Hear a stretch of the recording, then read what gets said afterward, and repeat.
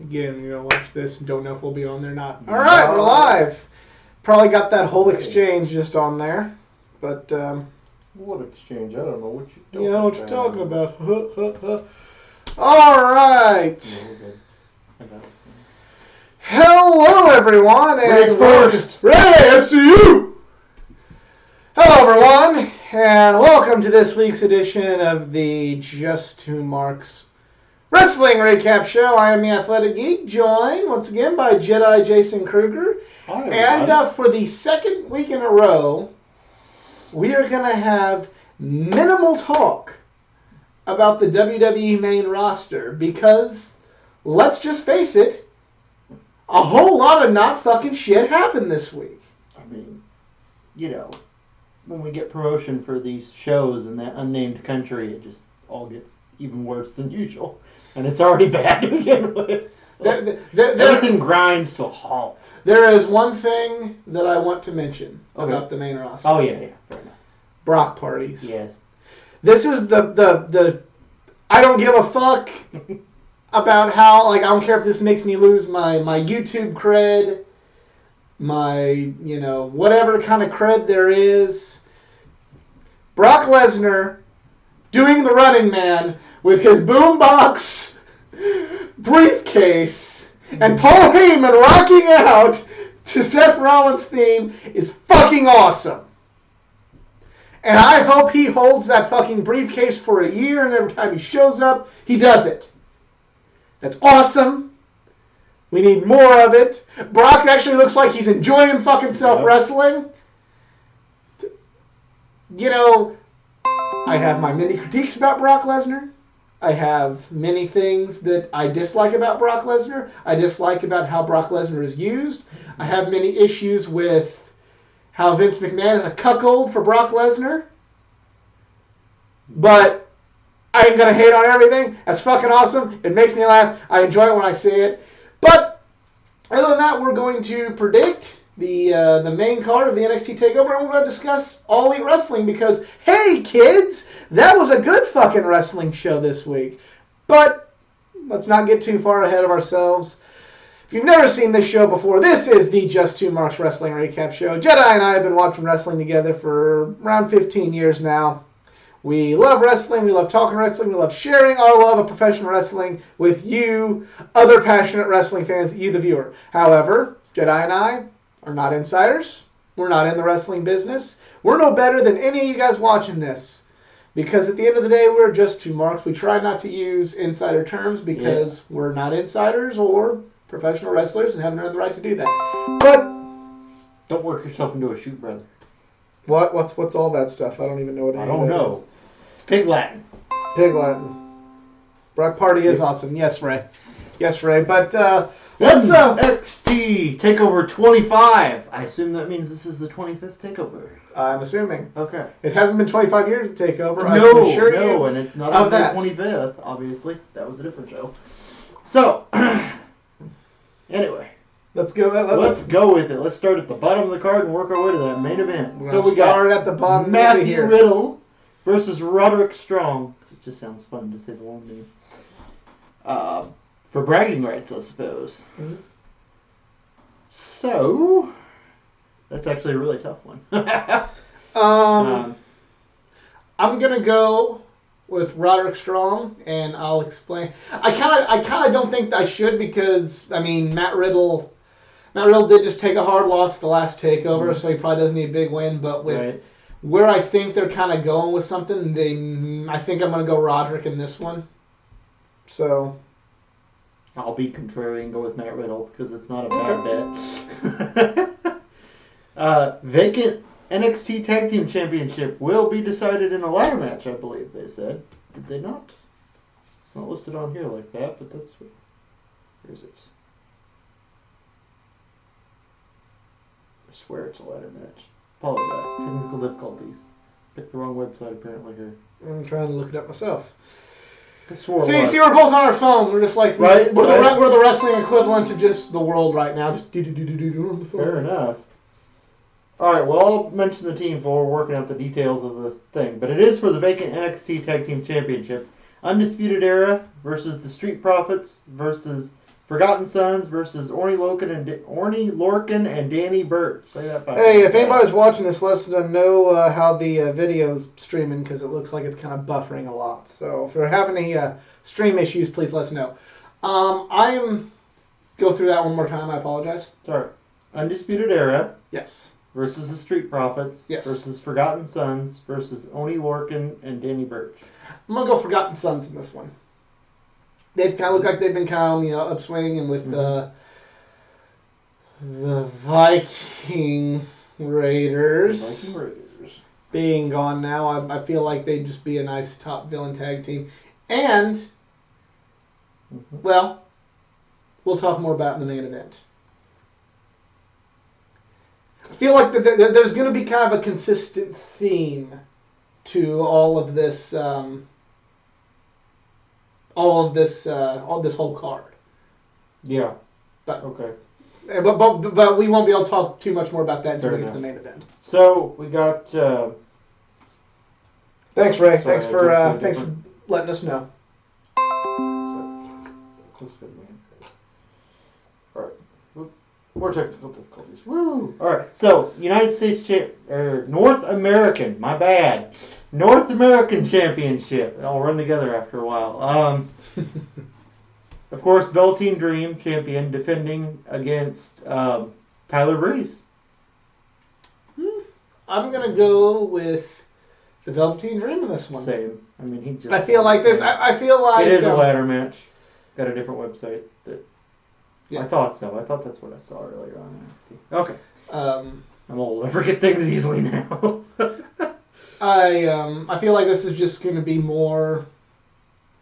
They kind of needed somebody to get the Dream on the card, and I feel like this will be Good good. choice. It's a good choice. It's going to be a great match, and unfortunately, it's just seeing Tyler Breeze on NXT is just going to make me go like, I remember when I was calling you the next Shawn Michaels.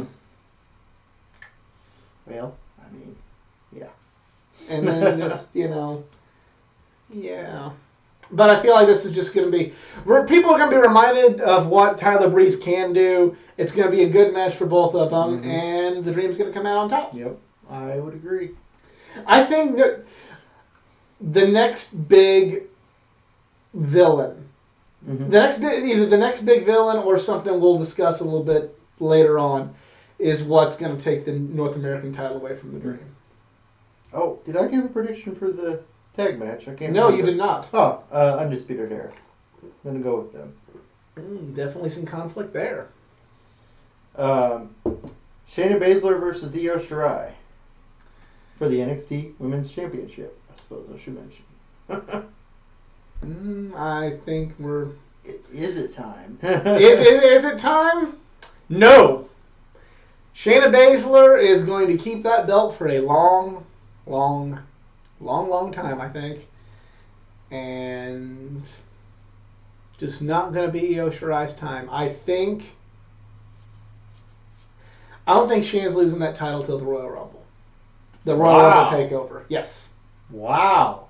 I'm actually going for the SummerSlam takeover because I think she's gonna rival Asuka's reign. May not have like the undefeated, kind of, but she's gonna really get pretty close. Get close to Asuka's length Gotcha. in title reign, and then possibly lose it, and then have a hell of a showing in the Women's Rumble the next time. That's what I think. That's why I think they might go with it. That'd be smart, but if you listen to Jon Moxley's interview, which I have, I don't believe Jedi has yet. No. You realize that WWE creative is stupid and wouldn't do something like that long term, but... Yeah, but it is NXT creative.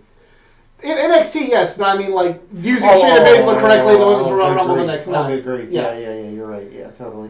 If you read between the lines on that, you heard me say the SummerSlam takeovers when she's losing, so obviously I think Baszler's going to retain against Io as well at this one.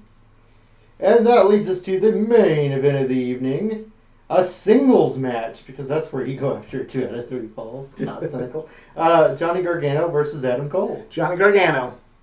Yeah, I mean... They've been teasing, there's been tension between Adam Cole and Roderick Strong building since Takeover New York. And I think that Roderick's going to be the only one to get a win. Mm-hmm. And then it's going to kind of keep building, where Adam Cole's ego is going to be there. And then Roderick's going to be like, even more fuel to it. It's like, wait. Y'all fucking lost. I beat Matt Riddle. You dropped the ball not winning the NXT title. You guys dropped the ball not winning the tag titles. And here you are coming after me. Yeah. And eventually I think Roderick's going to go out on his own. Maybe go 205 Live. Shudder. But it's kind of 205 Live and NXT. It's like the Billy Madison. I'm pretty sure I've made this comparison before. It's like Billy Madison, I can't wait to go to the main roster. No, you don't. Yeah. Stay here as long as you can where it's safe. That's kind of how I feel about it. But yeah, that's what I'm thinking as far as the main card. I feel like Undisputed. I was torn between Roddy and Riddle, but I feel like Roderick will get something to kind of counteract the whole, everybody kind of saying he's been a weak link. He'll kind of get this kind of like thrown in their face to kind of add fuel to that Undisputed Era tension. My only thing I'm afraid of is I'm just worried that I don't want them to completely disband the Undisputed Era because, damn it, I want them on the main roster. Just yeah, that's what I want. But at least that's what you think you want. No, that's what I want. That's something that could work, but, is the outdated old man with a bodybuilder fetish, does he want that? Right. And that's kind of the most important question, because if he don't want it, you don't want it, and you're not going to get it. Right. And you're just going to have to keep watching this useless independent t-shirt company that's nothing but a jack-off fest for the elite and, only for independent virgin fanboys while the greatness of WWE just got $1 billion. Hey, let's talk about Double or Nothing. Let's talk about an actual good fucking show. And believe me, I'm going to go out on a little tangent here, but that's what this show's fucking known for. I take no fucking pride in bashing the WWE and being disappointed in the WWE product. I take no pride in it being a chore to get through the thing that I love in pro wrestling. Where do you think we all got our start, basically? Yeah. I mean... Yeah. First thing I ever saw was WWE. No, how could you not? The majority of my favorite all-time matches come from the WWE. You think I like bashing the WWE? You think I like feeding into this stereotype of just trying to be some douchey internet hipster? No. No, I take no fucking pride in that. I understand that WWE will never go out of business. If WWE goes out of business, there is no more wrestling. Yeah, I understand, and I want to say this for the record too. AEW ain't gonna put WWE out of business. No. AEW ain't gonna compete with WWE as far as money. They're $1 billion fucking company. AEW will not be $1 billion company. AEW can be... I am not that much of I am not so blinded by my fandom of the elite that's the way I feel. But within the niche of this internet wrestling community, there is a deeper niche of anti-AEW, pro-WWE people that think that they just are smarter and better than everybody else because they don't like AEW or they want to shit on it. And we're gonna get into this in the review. There's a lot of flaws with AEW and Double or Nothing. There's a lot of questions. There's a lot of things that I don't know where it stands. But the AEW is not going to take over WWE. WWE is like McDonald's. Okay? Nothing will ever put McDonald's out of business. No matter how many... But you can't sit here and you can... Walmart. Yeah, and you can say, you can enjoy McDonald's food, but objectively speaking, do they really have the best hamburgers out there? I'll admit, a 2 a.m. McDouble hits the fucking spot. And I'll also admit, sometimes, when a good, McDonald's will make a good chicken sandwich for you. Sometimes something there is a diamond in the rough, but that's WWE right now. They're McDonald's. You know, right now we have Jack in the Box, we have In-N-Out, that we have 5 Guys. You know, we have 5 guys that's coming up in the market right now and making a different type of burger that, you know, maybe doesn't necessarily satisfy the mass market at this time, but it may make enough of a splash that it can make some money. And I know other YouTubers have alluded to this, and I'm not saying this because I'm also not on speaking terms with Ring of Honor at the moment, but I feel that the promotion that's going to get hurt the most by AEW is Ring of Honor. Yeah. Because now if... Impact to a lesser extent. Yes. But I feel like Ring of Honor, because Ring of Honor was number 2. Yeah. Well, they got Madison Square Garden. I mean, they were one of the two. I mean... Yeah, they got Madison Square Garden. That was on the heels of the Elite and New Japan. Let's just be honest here. Matt Taven did not sell out fucking Ring of Honor Madison Square Garden. Matt Taven didn't do shit. Neither did fucking Bully Ray's brilliant idea. Broke up bringing Enzo and Cass. Gonna get by talking. Oh, jeez. That didn't do fucking shit either. Well, nothing positive anyway.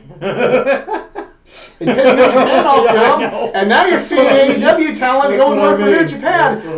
Your meal ticket might be gone, Ring of Honor. But anywho, how things have changed in the last. When somebody leaves the WWE now, they may not be thinking, maybe I could check out Ring of Honor. Right. You know, they're going to be thinking, let me check out AEW. And AEW's got a little bit more money. They're going to be able to take that market share. Where Ring of Honor might turn into an obscure number 4 soon. I don't know. See how they play their cards in the future. That's how they play their cards. But here's a good way of playing your cards, Ring of Honor. Number 1, maybe establish your own identity. Number 2, have a direction. Number 3, maybe quit allowing people that have had some prior experience in a major promotion come in and try and go, you know what? I can make this promotion like this other promotion that I worked for 20 years ago. That went under. Yeah. Just saying. Maybe not do that. Maybe if the head booker will reach down and find, reach in and find his testicles, or if you're offended by that, find his spine, then maybe, just maybe, either one.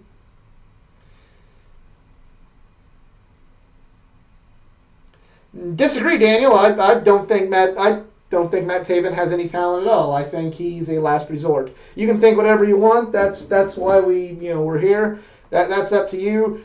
I thought the ladder match was good because of Lethal and Marty Scurll. I think Matt Taven is mid-card at best, and if that's the best that Ring of Honor can come up with, then I'm already not watching Ring of Honor, so there you go. But that's what needs to happen with Ring of Honor. But right now, they could have... AEW could have been what Ring of Honor is, but they told, AEW to fuck off. Right. So there's something else. But let's talk Double or Nothing. We don't have to do card-by-card reviews, if you don't want to. But let's just, what stood out to you? Because you were here at Athletic Geek HQ to watch it. Yes, and even less familiar with everybody than you. I mean, now with the Battle Royal, we had a lot of names in there that neither one of us were familiar with, so... but you more so that you had a lot more that you knew than I did. We're not saying to take WWE cast-offs. TNA went way too crazy with WWE cast-offs. They had 2 that they should have kept, and then they went overboard with them and ended up costing them. Mm-hmm. Kind of like right now, that's what I feel needs to happen with AEW. They have 2. I'm thinking maybe 2 more, and then they need to build their own name. But go on, Jed. I apologize. No, you're right. So the Battle Royale was a good way to kind of clue me in on what is out there now in the independent scene, I guess, basically, because they got a whole crew. Some people they've signed, and some people were just a one-off appearance for that thing. Orange Cassidy needs signed, though. Yeah, I mean, flash in the pan, like Orange Cassidy, I haven't really seen much of him. I think I'd seen one other thing, like short clip on YouTube, so... That got me interested in him, so I went and looked up some of his stuff. Dustin Thomas, I know, also kind of a gimmicky, like we were talking earlier, kind of has a ceiling, I guess, but there's always going to be a place somewhere in attraction for a dude who has bilateral amputation. He has no legs, but the dude can freaking fly around the ring. He can do a springboard 450 with no freaking legs. And, I mean, like, I'm not necessarily saying AEW is going to sign him, but it's cool there's somebody like that out there, and we got to see it. Luchasaurus just because. Yes. And he's now signed, so MJF, I had no idea I was who he familiar with was. MJF through my first exposure to MJF came through at All In, Fair enough. and I like the fact that he's younger than the both of us, yet he is such a method actor. Yeah. I was, like watching him like at the Starcast event. They had like what's called Podcast Row, where they had like just all the different podcasts. Mhm. And I was like just walking by MJF and, seeing them like miking him up, and he was just being I don't know if it was just because we were around, so he just turned it on, but like he was just being like, okay, well, we're gonna need to mic you up, are you fucking serious? This is the best fucking equipment you got. You guys like, how fucking bush league are you? Like, and they're not on the air. And he's saying like, you guys suck. This, why don't you even fucking agree to this shit? This is the most unprofessional. Like, you people are, he's being addicted. Like, there was a story I read where there was like a girl who knew nothing about wrestling who was like dealing with him, like who was like worked for like a building he wrestled in, and he was a asshole to her, and he's like, what is this? She's like, what is this dude's fucking problem? And he's just. For somebody who was born and experienced wrestling way past the days of when you do that, here he is keeping that alive, and I think that says something. The other thing that was hilarious was at WrestleCon, they listed the price for photo ops and autographs, and MJF, it said on there $10,000, credit cards accepted, no. So you got that $10,000 cash to meet MJF. Nice. Now, off the record, I overheard a guy at his table say, like, what will you charge? First of all, he told the guy, fuck off, and he was ugly, he smelled bad, and he wanted to charge him extra fee for eye contact. But said for an autograph, like, what would you charge a poor mark like me? And he said, $40, but, you owe me $20 extra for the eye contact. Nice. So... I like MJF in the same way. I like MJF because I don't like MJF. That's fair. I like MJF because he's what the wrestling business needs. I agree. He's what the comic book industry needs. He's what TV action adventure needs. You need more people that you don't go, oh, he's so cool, he's so neat. Yeah, you he's need not more... a cool villain. He's just a nasty He's villain. just a bad person, and you want to see him get killed because he's a bad fucking person. Yep. Yes, indeed.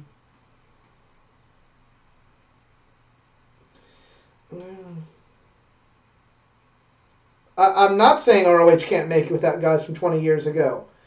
ROH sold out the Garden on no old names from 20 years ago.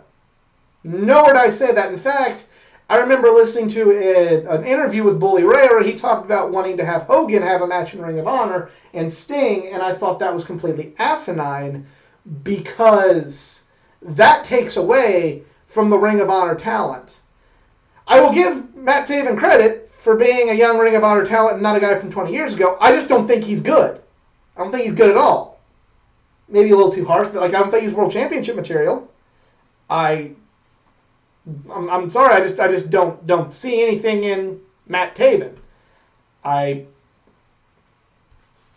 feel like their roster's lacking, and I feel like, Ring of Honor could have at least had a working relationship with this company that seems to be on a much, much bigger upswing than Ring of Honor at this time.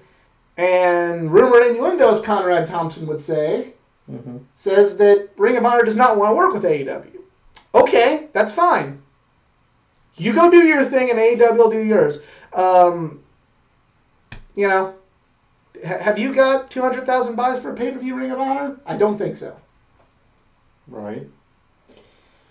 So, Four Horsemen were on my... I heard from J.J. Dillon that they at least were... That's true. That's true, Daniel. I'll agree with you there. J.J. Dillon did say that, sometimes they would kind of method act the fans. They said for the most part they'd be nice to fans because, the Right. the fans in the Carolinas drove their business and they wanted to at least, they said like they didn't sign autographs, but they weren't rude to the fans for no reason. Right. It depends on how many beers they drink. That's what JJ said during the Eatin' Great Starcast from that same event. But yeah, that's my take on MJF. So his first experience, just the Battle Royal alone, and then later when he came out for a promo, it's like just the work he did. Oh, look, Brett, there's a fan got me going, though. Yeah. Like, I shouldn't have done it. I'm just like, oh, you fucking asshole. But anyway, just that Battle Royal alone, it's like, okay, all right. Like, I mean, he submitted himself to me as one of the top bad guys, like, right then and there. It's like, okay, cool. I mean, it's impressive because, yeah, he was in the whole Battle Royal, but still, it was a Battle Royal. And right. I've never seen the guy before. Haven't followed up since, but he sold me one Battle Royal. It's going to sound like a biased fanboy, and, but at All In and Double or Nothing, this group of guys seem to do something that seems like it's impossible, and they've made the pre-show Battle Royal decent. Yeah. Like, the best battle, it wasn't as good as the All In Battle Royal.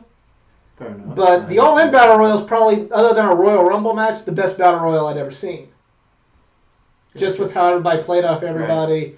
Right. My introduction to new talents, where I was introduced to Jordan Grace. It's where I was, introduced to so many different, people. They had a Billy Gunn and a Tommy Dreamer where it looked like they were going to sue. All of them somehow, without getting eliminated, ended up on the outside of the ring. And Billy Gunn and Tommy Dreamer looked like they were going to suicide dive, and then they stepped through the ropes and just kind of jump on them. It was awesome. Right. And I kind of got a similar vibe from this. But now there was actually, there was something on the line, the All In one too. But this, there's long-term story to be built over that. And I did question why Nakazawa would cover himself in baby oil and over-the-top Battle Royal. Didn't seem like the best plan. It's kind of a live by the sword, die by the sword thing. Nobody can grab you and throw you over, but you might slip out sooner. And we didn't see this, but we didn't see Joey Janela get a lit cigarette stapled to his head. I did. I missed that part. I must have been grabbing a beer or something. Well, there was conversation too during it. It was chaotic, but I wasn't grabbing a beer. I was mixing vodka drinks for everybody. Yeah, that's right. They only clipped to it for like 5 seconds, if. It's like, oh gosh, I guess there was the one downside. Everybody kept scrapping, so yeah, freaking Jimmy Havoc and his staple guy. Okay, yeah, I thought it was a decent Battle Royal. I thought that there's only so much you can do at the Battle Royal, and I don't think it really took away from the show that much. But you have a right to your own opinion, Daniel. That's what we encourage here on the Athletic Geek. My wife is not a fan of Jimmy Havoc and his staple gun. Then again, I imagine half the people he wrestles aren't a fan of his staple gun. So I've actually heard that the staple gun is like, it hurts, but it's like. Yeah, I've heard that too. Not the worst. I've heard the worst is taking it out. Yes. Yeah, I've heard getting it in hurts a little. And then when you get to take it out, it's like Yeah. So, Awesome Kong made an appearance. That was interesting. I think that was. I was actually impressed by Nyla Rose. That was kind of the one. Like I didn't see enough of her work to really to fully say like whether or not I'm a fan of hers or not. That's fair. But what I saw, I enjoyed.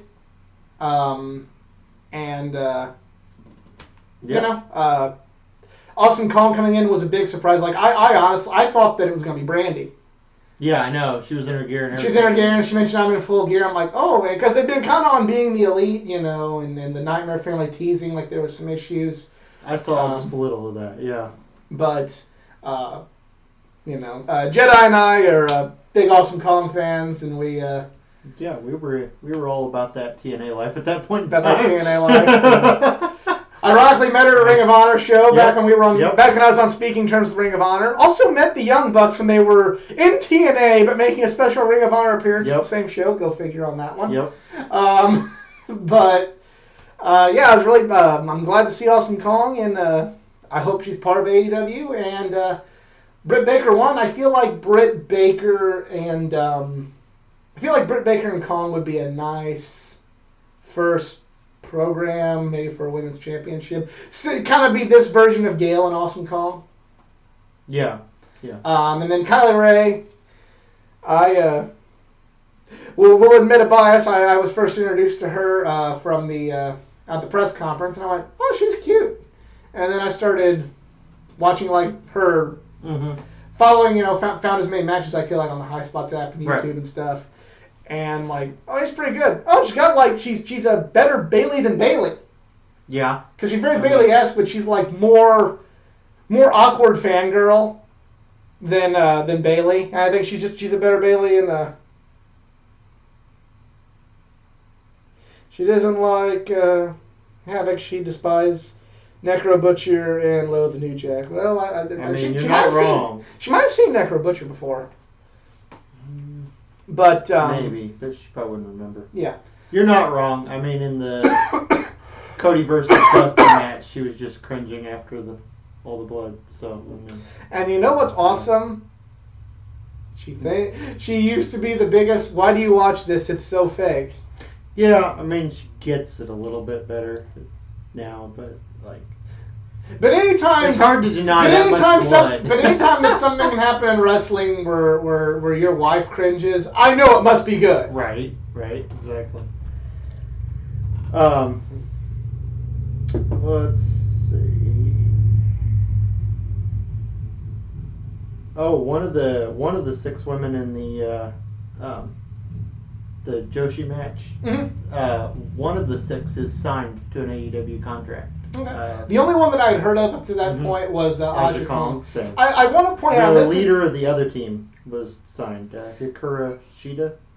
The thing that I thought was kind of, first of all, I think it's cool that Hangman won. I feel like there's going to be a big story arc. We'll talk more about that a little bit later. Okay, cool. We'll talk more about Hangman and maybe in the AEW title situation. We'll get to it. But one thing that I thought was cool, and I've had some friends point this out, is rather than find another match, they just decided to let the other matches go longer. They gave Hangman his spot. They gave him, what seems like a good spot going forward. Right. But instead of, okay, we'll find just a random opponent for Hangman, they gave the Joshis more time. They gave the women more time. They gave Best Friends Jack and Jericho more time. So these undercard matches that maybe would have been a little bit more rushed got the blessing of not being as rushed. Yep. So. I can't not mention, because it just blew my mind a little bit, the timekeeper messed up in the Joshi match. Yes. I couldn't. I'd never seen that before. So, yeah, that was weird. The ref glaring a hole through the timekeeper. I said 2! Shit happens. I know. I couldn't not mention that. But Cody and Dustin Rhodes. Match of the night. I don't care what anybody says. This is the only match Jim Cornette likes, and even a broke clock is right twice a day.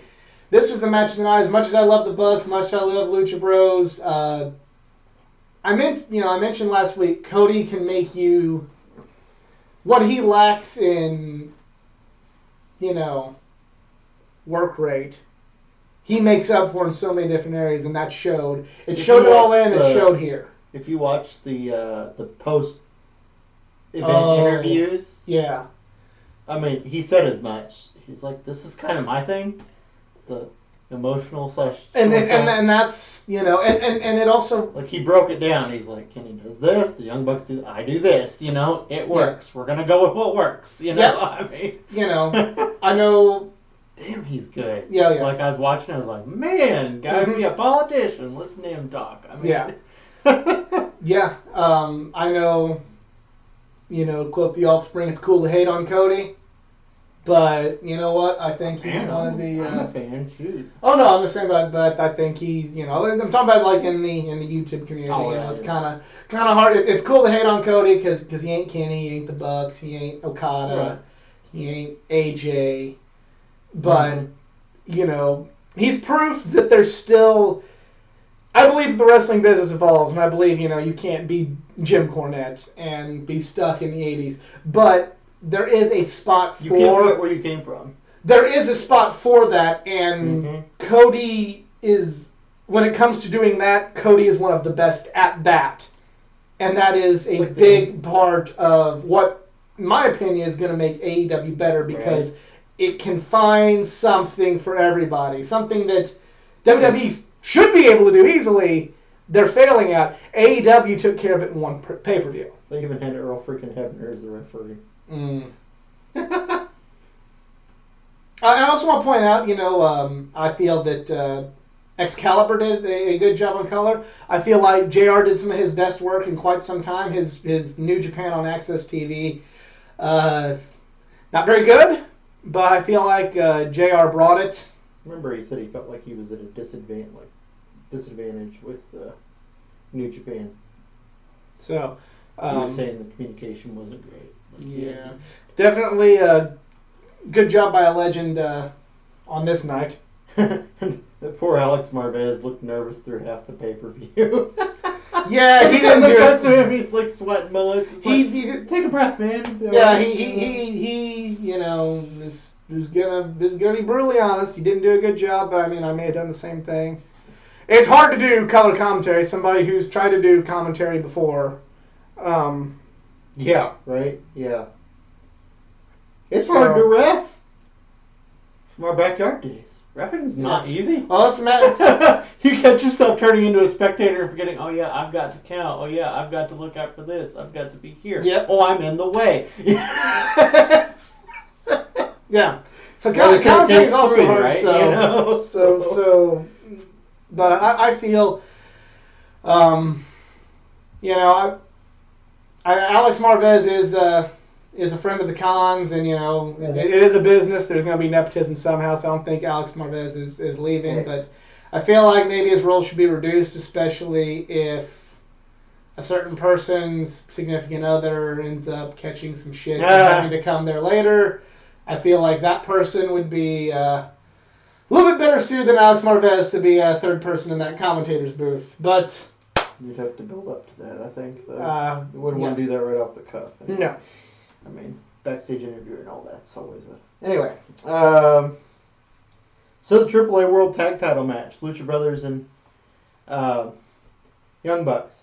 Only criticism, I kind of, I get it. I know that's what they like to do, but the times where you felt like maybe the match should have ended and it was a little bit much. It went a little, as much as I like him, I felt like it went a little long. Yeah. I feel like it wasn't bad. I am a Young Bucks fan. Don't get me wrong. I like the Young Bucks a lot. They're not my favorite tag team, but I am a big fan of the Young Bucks. And I feel that, we talk about Jim Cornette, we talk about... Well, Daniel, he had a mask on. He thought nobody could notice. Yeah. They, Don Callis would be good, but we'll see with the Impact and the New Japan commitments how that can work. I feel that, especially, I mentioned Cornette, and there's a lot of old school fans. I feel like they take a lot of unnecessary criticism. They get labeled as, they don't act like it hurts them. They do too many flips. And I feel like that isn't the case. And if you really watch, how they told the story with Matt's back being hurt, all throughout 2018 in New Japan and Ring of Honor, you'll see that's, that the Young Bucks are not just what a lot of the old school fans want to pigeonhole them as. That being said, I agree. As much as I enjoyed that match, I could kind of sympathize with if there was some old school fans that had some criticisms of that, because look, this is your first show. This is a brand new company. If you're kicking out of the finish of the Lucha Bros this early, then who the fuck's gonna take it seriously in 6 months? Oh, fuck! The match ain't fucking over yet. I mean, the Young Bucks kicked out of that. Right. You know, it might like be something if they weren't all four signed, but they are. So yeah. I feel like, you know, I was angry the Young Bucks won, but that could have been a AAA call. It was announced today that they're going to have another match in AAA for the tag titles. Mm-hmm. So, you know, maybe AAA wanted the belts to switch back in Mexico. There could have been a. That's quite possible. That's quite, but I'm not lying. I I cheered feel for the Lucha Brothers. I was cheering for the Lucha Brothers too. But I just, especially because I also felt like this would be a good way to maybe make it seem like, you know, hey, we're not all about ourselves here. Right. We're not all about, you know. It's not the elite show, just, yeah. You can, you know. Everybody, yeah. You can kind of, you can keep that moral high ground. All the WWE haters go like, oh, you fucking, you know, with your Roman Reigns. But, you know, Brock Lesnar. But the Young Bucks won. And you Cody Rhodes won. Yeah, you can't really do that. I mean, on the other hand, though, they'll find something anyway. It's not that; it'll be something else. Yeah, but the Cody Dustin, I mean, the story afterwards worked pretty good. Yeah. So I mean, and things will keep moving. I really feel like I really wish the Lucha Bros would have won. I really wish maybe they could have just kicked out of each other's big moves once instead of like all of them. Yeah, right. You know, literally all of them. I'm not trying to be like that outdated Southern atheist with the tennis racket, but I'm also not gonna just put my Young Bucks blinders on. There was a point where I'm like, yeah, this is kind of there's a little overkill. All credit in the world to them for trying to go balls to the wall, make a good impression. I feel like they did make a good impression to some new fans. That was my wife's match tonight. But I feel like there may have been a little bit, as much as it did, there may have been, you know, a little bit of harm done as well. Mm-hmm. But still, hats off to everybody. Right. So, Chris Jericho beat Kenny Omega with an elbow. Yes. And this match was a good match. I feel that we learned through this match that Jericho needs bells and whistles now. Mm-hmm. A little bit more, you know, maybe not all the time, but like if you want an epic match, Jericho, right, you got to have a few more bells and whistles like he had with Omega and Naito in Japan. Mm-hmm. Because you know, he did still a good match, not nearly as good as their Wrestle Kingdom match last year, but still a very, very good match. But Jericho, as great as he is, and he's proven that he's still at almost 50, still great, and I still would not have a problem with him being the first AEW champion. Talk about that here in a sec. He needs more of a brawl. He needs some hardcore stuff to have that epic match. Yeah. Kenny Omega was able to cover for it. Mm-hmm. But yeah, that's yeah. But you know, going forward, but Kenny losing. One, I feel like there's going to be a bigger story being told here, and two, maybe there's kind of the, you know, hey, we're not just making us all win. But still, I could go like, oh, you went put over, or you went lose to a new team. You lose to a legend though, and the legend's your friend. I love how it looked like. Well, you know. Anyway, shoot, completely lost my train of thought. That's great. Oh, I love how it's beginning of the show, kind of unrelated, but related to how Cody comes out in a nice suit. The Bucks are very casual in t-shirts and jeans, and Kenny literally looked like he'd rolled out of bed 5 minutes ago with a t-shirt and the khakis. A lazy gamer. Yeah, but I feel like going forward, like I love Hangman Page to death, but I don't feel like he should be the first AEW champion. I don't want to. I'm not saying to use the WWE guys over the AEW guys, but maybe while you're new, a familiar face like Jericho would be a good choice. I mean, and then whoever beats him kind of gets that, you know. Right. I'd have Hangman lose, and then I'd have up until maybe the next big building to Hangman's rematch. Mm-hmm. I feel like a good first story. That'd be a good first story arc for the title. It makes sense. Here's Jericho, Yeah. and he beats, Hangman, but Hangman looks better going in, coming out than he did going in. Mhm. And then the story is, Hangman, he knows he can do it. It's just, when is he going to get that next opportunity? Right. And then in the meantime, Jericho can beat, other heroes along the way.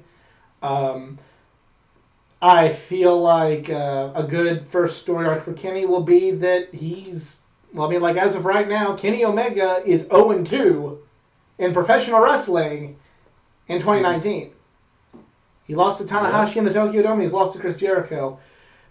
I would have Kenny Omega only rack up modest wins. He's going to wrestle at, in July, Fight for the Fallen. He's going to wrestle Shima. Which, that's the match we forgot. We've got SCU versus the OWE guys. Nice little opener. I just didn't have much to say about it. Yeah, it was a good little opener. SCU's going to be a good act for him going forward. Pretty much that's all there is. Shima is a Dragon Gate legend. He started his own promotion in China. So I feel like he could beat Shima. He might win, get some modest wins on the TV show, Mm-hmm. Yeah. Maybe beat an MJF or a Sonic Kiss or somebody like that. Yeah. But overall, feel like he should lose to Moxley. Again, not trying to make the WWE guys look stronger, but it's like you're telling the story of Kenny's not doing so hot, and then 2020 is going to be Kenny's redemption. Right. And then you could build to a big title match when Kenny redeems himself against a Hangman or against an MJF. Right. Or Jericho could lose the belt to Hangman, then win it back eventually. Or Moxley could get the title in between there, and then he could get revenge on Jericho or Moxley, and that be Kenny's story arc for 2020. I agree. Paige definitely should. But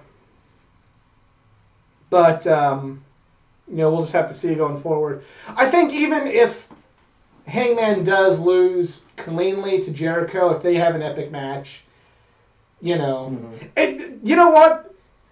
Hangman and Jericho, for Hangman, could do what Omega Okada 1 did for Omega. Look better coming out of it even if he isn't the champion. Right. So, but, hopefully, it seems like, I'd give, Daniel in the chat gave the pay-per-view a B-. I would give it an A-. I feel like it did a very, very, and it was flawed and it wasn't perfect, but I feel like if you were I feel like if you were a new fan being exposed to a lot of these guys for the first time, this would have left a good first impression. It did. Yeah. Because, minus, maybe 5 names? Maybe 7 at the most? I had no idea any of these before. So. Now, going forward, it's like, ooh, Honestly, I want to watch it again because I know I missed stuff. Got talking and stuff. You blink. Yeah. You don't. You missed Joey Janela getting a lit cigarette stapled to his head. Exactly. So AEW does have an official website. If you Google AEW roster, they have their website. They have their actual roster of people that are signed. We didn't talk about best friends and Jack Evans and Jericho. It was Speaking okay. Which all 4 of them are signed. Yeah, that's okay. I'm not a Jack Evans fan. I don't like Jack Evans' style. But unlike some other people that wrestle his style that are douchebags about it, he's pretty much just like, this is what I do best. And I respect other styles. He's not like his former tag team partner and his counterpart from England that are like, if you don't wrestle like we do, you suck. Or you're boring. He's just kind of like, this is what I do best. I love Dean Malenko. I love Bryan Danielson. But this is what I do. Again, every role fulfilled. Yep. So if you're curious who's on it, there's if I counted correctly, 32 male wrestlers and I think 8 female wrestlers, and of course various refs and trainers. But you can check it out on there if you want to know, because not everybody, obviously, who showed up in Double or Nothing is signed. I agree with if you are. I agree with your message, Daniel, to a point, but I feel like on the flip side of things, since they are going to be on national TV, they do need... You kind of need that familiar face as champion. Myself and Jedi, knowing casual fans the way we do, if they flip through the channels and see... Casuals are weird, but I could just see it happen. If they flip through the channels and see Hangman Page as champion, I'd be like, who? Right. What? Why? Don't care. It's like this is local Bush. promotions on local television channels. You know, I mean, don't care. I'll But check it out, if they most people. But if they go through, then they go like, that's where Jericho went. Oh, he won the title, huh? Oh, I remember. I didn't like Jericho. He was an ass on WWE. Who's this guy saying he's gonna fight him? Oh, this guy looks good. I mean, Jericho's been a household name. He's gonna fight him? Huh? Well, I hope that guy beats him. I could see that kind of being a good. Yeah. He doesn't have to hold it forever. I mean, like, let's, for all intents and purposes, let's just say All Out is going to be, All Out Labor Day weekend will be Jericho versus Hangman. And let's say they don't throw any, like, wrenches with Moxley, Omega, MJF, etc. in there. So we have Jericho wins the title there. And I don't know, like, how their story arcs are going to play out. You know, how their pay-per-view, what their pay-per-view schedule is going to be. But we'll just say that he wins that at All Out. Let's say he loses, you know, he'll hold it for the TV, get through one more pay-per-view, and then the pay-per-view after that, Hangman gets him back in a rematch. Mm-hmm. There you go. Jericho wins the title. He gets one big successful program out of it. We're like, all right, that wasn't just a paper champion. Right. And then while he goes through that storyline, here's Hangman. And even like at that pay-per-view where Jericho gets his successful defense, you have Hangman versus MJF, number one contendership again. And then Hangman beats MJF. And then goes up, and then we have the rematch at Double or Nothing 2 or January, or I don't, you know, when we find out the pay-per-view schedule, it'll be a lot easier to. Right. But there you go. Jericho don't have to hold it, you know, don't have to have a Triple H reign of terror with it, or have a, you know, John Cena 1 year reign. But one time, one big successful feud. Yep. And then Hangman picks himself up, dusts himself off, you know. Gets through a big roadblock and then gets his revenge. You could throw a stipulation match, make it a cage match. You know, Right. you could go old school. You have Jericho be running from Hangman, and then you put it in a cage, and he can't run away no more. You know.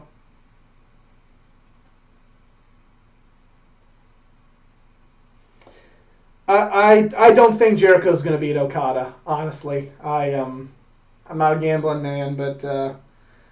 I would put quite a bit on Jericho losing to Okada at Dominion. He couldn't put Omega away in New Japan last year. He won't take Okada. I respect Jack Evans. I'm just not a fan of his style. You know, I don't like Teddy Hart because Teddy Hart's one of those. If you're not doing a style like me, you suck. You know. That's the only thing. I don't like Will Ospreay because he's like, if you don't like the way I wrestle, then you're Jim Cornette. Or you're a Jim Cornette-like person. There, yeah, right. Then you're a Jim Cornette-like person.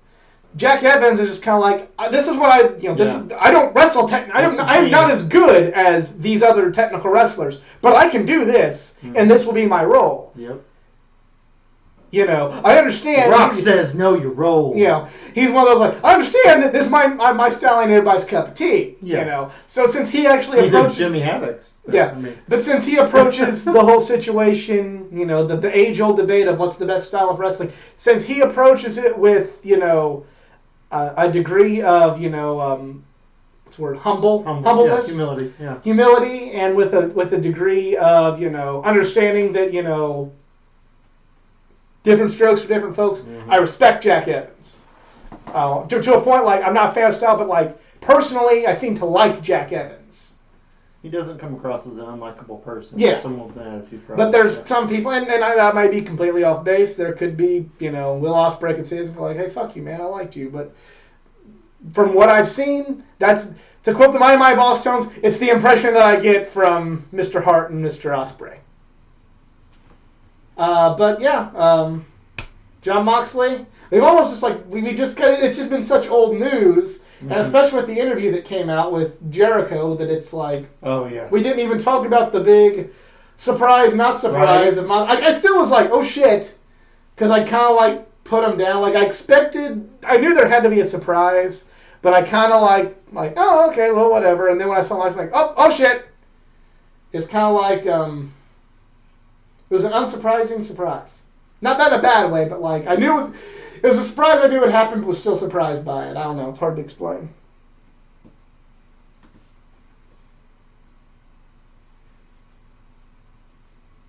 I kind of feel like, yeah, you never say never. I didn't think he was going to beat Naito for the Intercontinental title. But I feel like... I mean, that may very well be the reason he come up with that elbow. It could be, but I just... I don't see... Especially with you won the IWGP Champion, the G1 Climax coming up, I don't see Jericho... It's not impossible, but it's doubtful. Yeah. I mean, it's not impossible that Tyler Breeze is going to win the North American. Not impossible, but it's not probable. Exactly. And well, I'm not fully. I'm fully convinced to a certain extent that Gato will never put the IWGP Heavyweight Championship on Naito, and he's the perennial Intercontinental contender. I'm convinced that he got that like little short run in 2016, just kind of like, hey, we don't want you to say you didn't get this, but until I see otherwise, I believe that that's the Okada show. It will remain the Okada show, and back in the... His name is Okada! There was like a thing, Hiroyoshi Tenzan. I wasn't watching New Japan for this, but like I just remember reading about it and hearing from other fans that, people were just always begging for Tenzan to get a good run with the title, and he didn't. He would always come close and not get it, or he would get it. It wasn't really a good run. So there was this joke that Tenzan must suffer among the, internet fans watching New Japan at the time. I feel like that's Naito. Naito must suffer. Naito will not get... He will never, he will always be he'll always be the proverbial bridesmaid. He got his one run, so he can at least say that he's been the champion, but I don't, until, it's kind of the whole, Naito will never get the title run he deserves, prove me otherwise meme. Right. That's me right now. I don't like feeling that way, but that's just how I feel.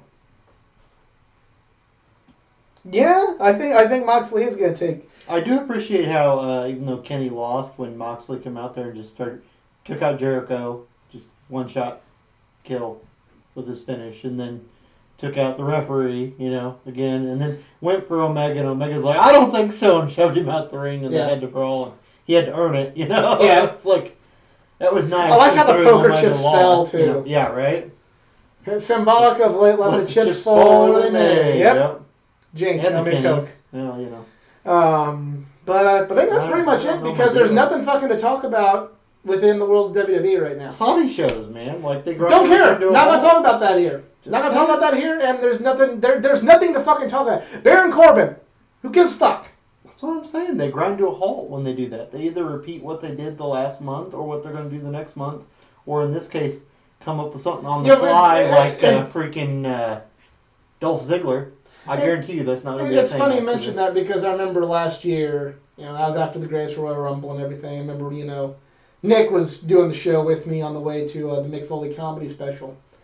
And I remember Nick just saying, the Greatest Royal Rumble and the build-up and throwing that in the middle of everything has fucked everything up. Now, the backlash was awful because of that. Yeah. It messed up AJ versus Nakamura because the Saudi show's fucking 50 times. We're not political on this show.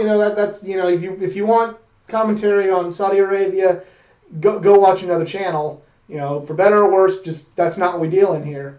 But just from a wrestling perspective, they're shit. It's the fact that they grind the entire TV product to a halt for a live event. A really big, high-money live event that they promote on their show. It would be like grinding TV to a halt back in, 2000 for Insurrection. Mm-hmm. Or Rebellion.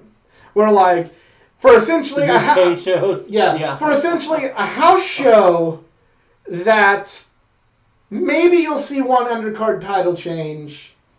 Mm-hmm. You know. Yeah. To make it, see, it's not just a, Right. see, something happens here. Right. Buy this on home video. That's what 24/7 titles for. Yeah. Well, no, I don't think that's a spoiler, Daniel. I think that's a setup for Naito's always going to be disappointed. Not everybody's story ends up having a happy ending, and I think that Naito's going to be the one that's not going to have the happy ending.